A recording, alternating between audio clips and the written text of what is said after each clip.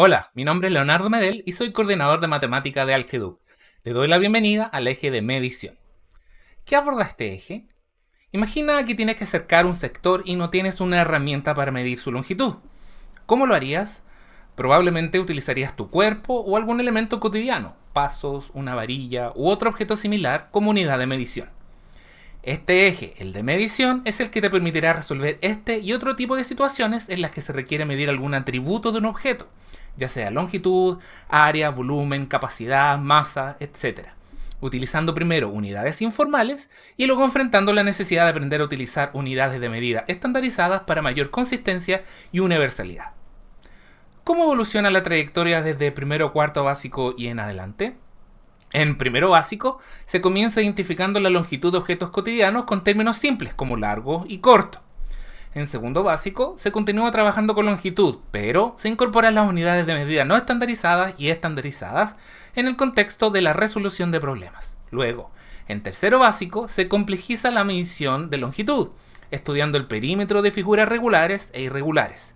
Adicionalmente, se aborda la medición de tiempo y masa. Luego en cuarto básico también se estudia la medición de longitudes, pero con transformación de unidades en el contexto de la resolución de problemas. En este nivel se amplía considerablemente la dimensión de las mediciones, incorporando área y volumen.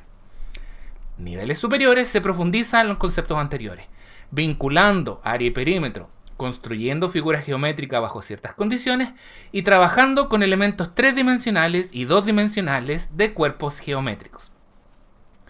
¿Por qué es importante aprender este eje?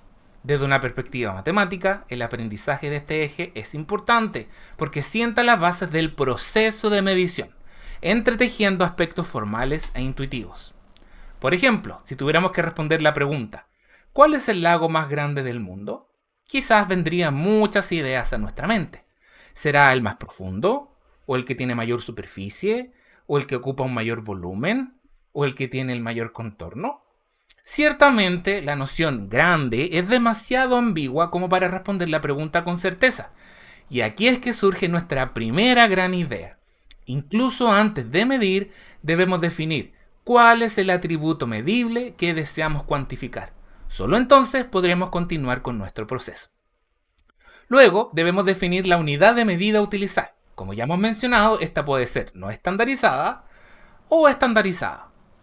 A continuación, debemos iterar nuestra unidad de medida para cubrir el atributo que deseamos medir, sin espacios ni traslape. Finalmente, el conteo de las unidades anteriores nos permite una cuantificación de la medida del atributo. Y en este punto hay un importante vínculo con el eje de números y operaciones, en tanto que la medida no solo pueden ser números naturales, sino que también pueden ser racionales o incluso reales. Al tener pleno dominio de las unidades de medida estandarizadas y no estandarizadas, este eje te permitirá desarrollar habilidades para determinar y emplear la unidad de medida apropiada para cada contexto, ya sea para ser más exactos en nuestra medición o para lograr una mejor comunicación. ¿Qué te recomiendo para su enseñanza? Al abordar este eje, te recomiendo tener en cuenta vincular el concepto de medición con el día a día de tus estudiantes, partiendo por hacerlo medir objetos de su entorno con unidades de medida no estandarizadas. Estas podrían ser un lápiz, un estuche, sus dedos, etc. Y que entre ellos comparen las medidas que tomaron y puedan discutir y analizar si es necesario utilizar los mismos parámetros para comunicar dicha información, ya que el lápiz con el que midió un estudiante podría tener una dimensión distinta a la de su par y esto tener un efecto en la cuantificación de la medida. Algunas buenas prácticas de aula que me han dado resultados son que resuelvan problemas en grupo en los que deban crear una estrategia o varias estrategias para encontrar su solución utilizando material concreto, como por ejemplo varillas, alambre o lana en el caso de medir longitud, cuadrado de papel, cartulina, goma eva u otro material para medir área, cubos unitarios o partes de esto para rellenar figuras de 3 dimensiones o vasos de distintos tamaños para medir la capacidad de recipiente. Otra opción es diseñar un proyecto en el que deban tomar diversas medidas y a la vez sea un aporte a su colegio, como pintar algún sector, renovar el piso de alguna sala o elaborar cuerpos geométricos que sirvan de material concreto para introducir algunos conceptos del eje de geometría.